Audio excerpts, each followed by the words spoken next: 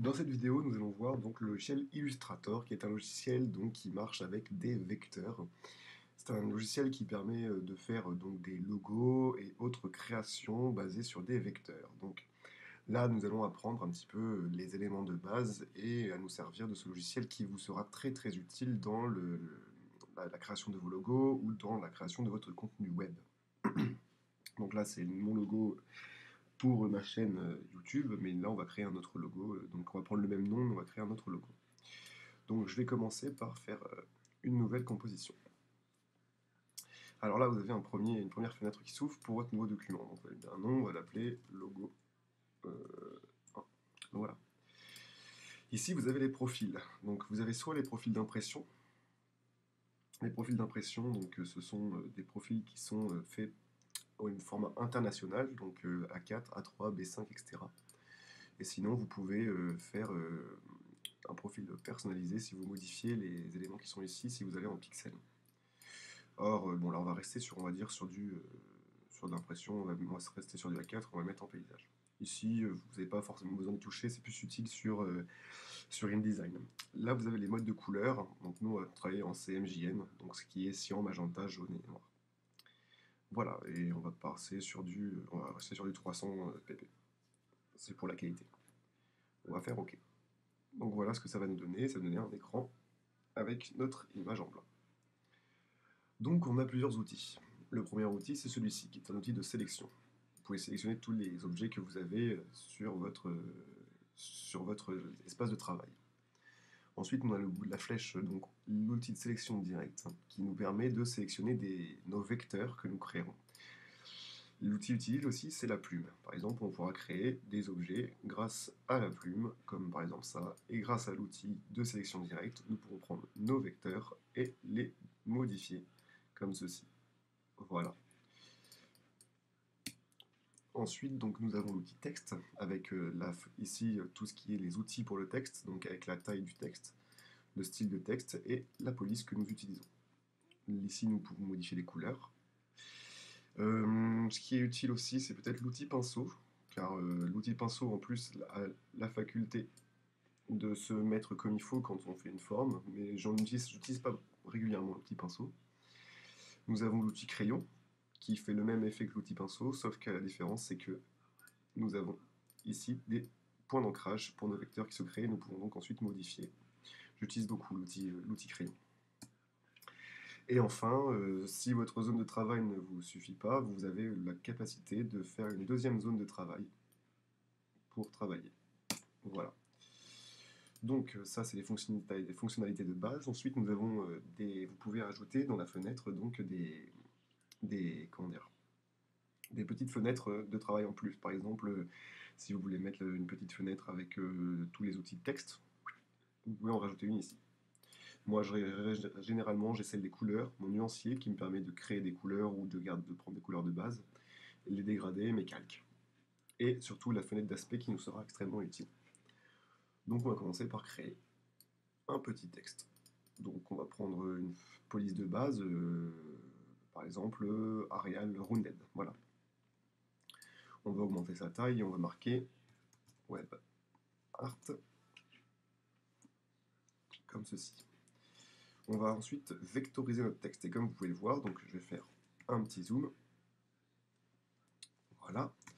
Ça nous a créé plein de points d'ancrage qui nous permet ensuite, avec l'outil plume et l'outil suppression, de supprimer peut-être des points d'ancrage pour créer des effets sympathiques sur nos lettres.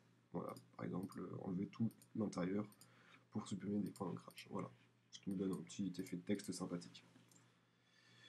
Ensuite, on va créer un deuxième texte. Celui-ci sera plus grand et on va marquer tuto. Voilà. Et on va faire en sorte que celui-ci soit donc, vectorisé. Et on va augmenter, lui, sa taille, pour qu'il prenne toute la taille de WebArt. Voilà. Donc là, on a quelque chose qui ressemble un petit peu à quelque chose, mais ce n'est pas tout. Car je vais ensuite vous montrer le Pathfinder.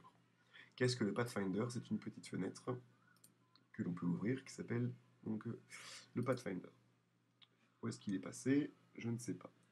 Je vais essayer de le faire apparaître, le voilà, c'est ça le petit Pathfinder. Donc imaginons que nous créons des formes. Par exemple, je vais créer un petit rectangle. Et ensuite, je vais créer un rond. Voilà, un rond qui n'est pas très rond d'ailleurs.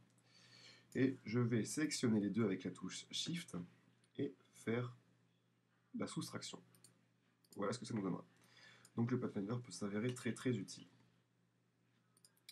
Donc par exemple, si je veux créer, imaginons un cœur, je reste appuyé sur Shift pour faire un carré. Ensuite, je vais appuyer sur l'outil rond pour faire un rond à peu près de la même taille. Et je vais... Donc là, il n'est pas absolument de la même taille. Je vais essayer de faire quelque chose qui soit propre. Imaginons que je veux créer un cœur. Donc, je vais prendre deux ronds. Voilà. Bon, il ne sera pas très propre mon cœur. Ces deux-là, je vais faire en sorte qu'ils soient ensemble.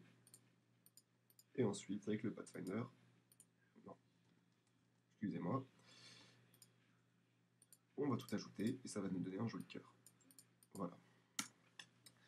Donc ça, c'est une fonctionnalité de base. Le Pathfinder vous sera extrêmement utile. Il faut savoir l'utiliser et il faut un peu tester toutes les fonctionnalités qu'il propose. Ensuite, donc, nous allons par exemple créer un petit rond derrière tout ça. Voilà. Donc, comme ceci. Et on va lui mettre une couleur. On va mettre une couleur pas très jolie, mais c'est pas grave. Disposition, on va mettre en arrière-plan. Voilà. En soi, un petit rond comme ça peut être sympa. Mais on va essayer de lui mettre quelques petites choses de plus. Donc on a dans la fenêtre d'aspect les contours. Donc on va y ajouter un petit contour, je sais pas, quelque chose qui peut faire joli, noir, voilà. Et on va augmenter sa taille. Comme ceci. C'est encore un petit peu simpliste. Donc on va continuer à essayer de modifier tout ça. Et on va reprendre notre rond. Et on va ensuite y ajouter un contour. Ce deuxième contour, on va le mettre un peu moins grand. Et on a ici une fenêtre des options de contour. On va y mettre pourquoi pas des pointillés. Donc voilà, on va mettre 2 d'espace et on va mettre des tirets de pixels. Cependant, vous voyez qu'on ne le voit pas. Pourquoi? Parce que nous n'avons pas mis de déplacement du contour. Donc on peut aller dans les effets, le tracé, et on va faire un décalage. Ça va nous permettre, donc si on met un aperçu, voilà, comme vous pouvez le voir, ça nous décale nos pointillés.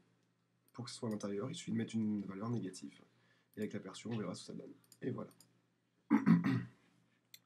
Donc voilà ce qu'on peut obtenir avec des pointillés, des choses comme ça. Ensuite, on peut rajouter un petit peu d'aspect artistique, on va dire, avec par exemple des petites barres. Donc là, par contre, j'ai créé une nouvelle forme, mais qui a un contour. Or, je ne veux pas de contour, donc pas de contour. Et je veux un fond en noir. Voilà. On va prendre ça, on va le mettre juste en dessous. Et voilà. Ce qui peut donner un truc sympathique. Donc voilà, pour créer des logos, c'est tout simple. Ensuite, vous avez la possibilité, si vous voulez, donc au niveau du fond, de créer des dégradés. Voilà, donc l'outil dégradé, vous avez juste à l'activer, vous avez le choix entre un dégradé linéaire ou un dégradé radial, c'est-à-dire qu'il sera plus rond. Donc le dégradé radial peut faire des effets sympathiques, et on a aussi le dégradé linéaire qui peut faire aussi quelque chose de sympa. Vous pouvez aussi modifier les couleurs, par exemple on va passer du rouge au orange, et voilà. Et vous pouvez modifier aussi en restant appuyé sur Shift et en touchant les flèches, vous pouvez changer sa disposition. Voilà, comme ceci. Donc c'est absolument simple de créer des logos sous Illustrator. Donc il faut savoir qu'il y a pas mal d'outils qui pourront vous être utiles. Donc là ce que vous voyez c'est pour le prochain tutoriel sur le CSS, sur le HTML que je suis en train de vous préparer. Donc je vais vous donner quelques noms de sites qui pourront vous être très très utiles, à l'image par exemple de Flat UI Color. Le site Flat UI Color, c'est un petit panel de couleurs qui sont très très utilisées maintenant sur le web et pour la création. C'est des couleurs qu'on dit comme flat, pour le flat design. Donc c'est des couleurs qui sont très très sympas, un peu flashy et qui donnent un côté pop à vos sites. Et donc du coup c'est très important de connaître ce site. Vous avez aussi le Flat UI Color Picker, qui lui propose beaucoup plus d'options de couleurs pour le flat design, qui vous propose un panel de couleurs beaucoup plus intéressant, plus large, et en plus vous n'avez pas besoin de cliquer dessus, vous avez juste à prendre les valeurs qui sont ici, qui sont des valeurs hexadécimales, pour les mettre dans votre directement ici, juste ici. Donc voilà, là, avec tout ce que je vous ai donné, vous avez les outils principaux à connaître sur Illustrator. Vous pouvez jouer un petit peu aussi avec les outils. Par exemple, vous avez des outils de déformation bon, que je n'utilise pas beaucoup.